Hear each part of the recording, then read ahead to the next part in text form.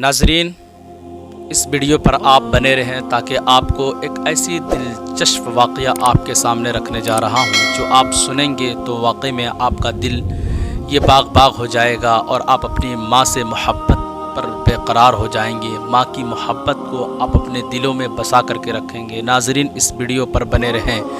ایک عورت، ایک خاتون رہتی ہے جس کی نکاح ایک شخص سے ہو جاتا ہے۔ وہ نکاح کرنے کے بعد وہ شخص بڑا خوش رہتا ہے اور خوش ہونے کے بعد اپنے کمرے میں جاتا ہے جسے سہاگ رات کہا جاتا ہے۔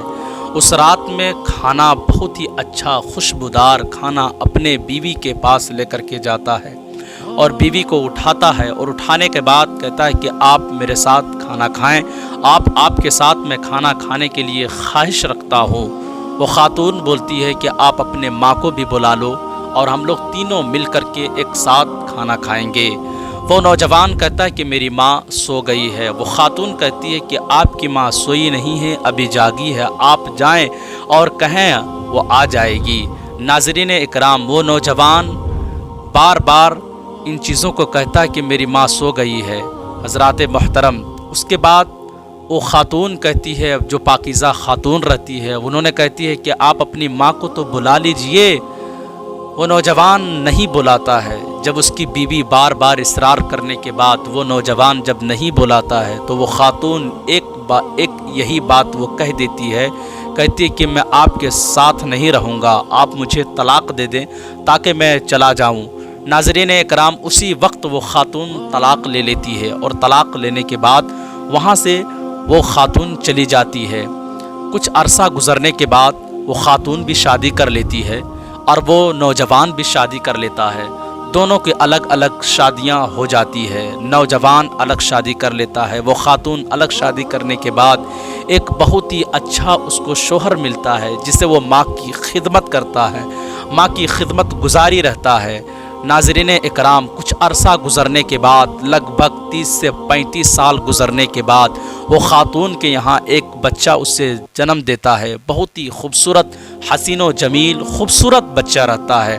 اس بچے کو اس طریقے سے تربیت دیتا ہے، اس طریقے سے ماحول میں رکھتا ہے، اچھا ماحول دیتا ہے اور اسے دین کی تربیت بھی دیتا ہے اور آخرت کی تربیت دیتا ہے۔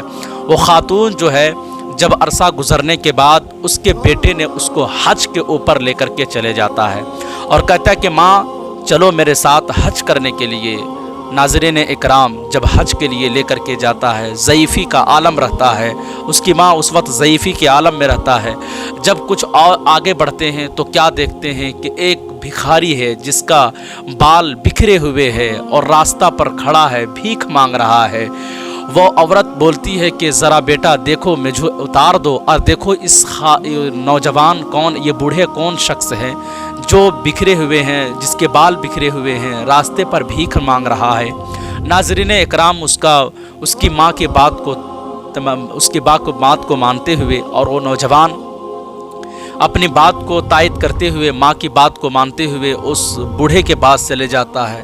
لانے کے بعد وہ بوڑھے کو اب ان کے پاس لے کر کے آتا ہے۔ جب دیکھتا ہے، وہ خاتون دیکھتی ہیں تو اپنے آپ میں یہ تعجب کرنے لگتی ہیں اور دیکھ کر کہتی ہیں کہ یہ میرا پہلا شوہر تھا جس سے میں نکاح کیا تھا، یہی میرا پہلا شوہر تھا۔ یہ اپنے ماں باپ کی نافرمان بنا ہوا تھا، یہ اپنے ماں کے ساتھ اچھا سلوک نہیں کیا کرتا تھا۔ وہ خاتون بولی کہ دیکھو آج میرا حال کیا ہے، کہاں ہے، کس جگہ ہے، کیسا ہے، اور آج ہم اچھے سائسوٹی پر چل رہے ہیں اور تم کہاں ہو جو آج روڈ کے گلیوں میں پھر رہے ہو، روڈ کے گلیوں میں گھوم رہے ہو، روڈ کے گلیوں میں اس طریقے سے بھیک مانگ رہے ہو۔ ناظرین اکرام، اس سے ہم تمامی انسان کو یہ سبق حاصل کرنا چاہیے کہ اپنی ماں کی خدمت کرنا چاہیے۔ وہ خاتون بولتی ہے کہ جب تم اپنے ماں کو نہیں ہوا، جب اپنے ماں کو تم اچھے سے سلوک نہیں کیا تو بڑھاپے میں تمہارے ساتھ یہی نہیں ہوگا۔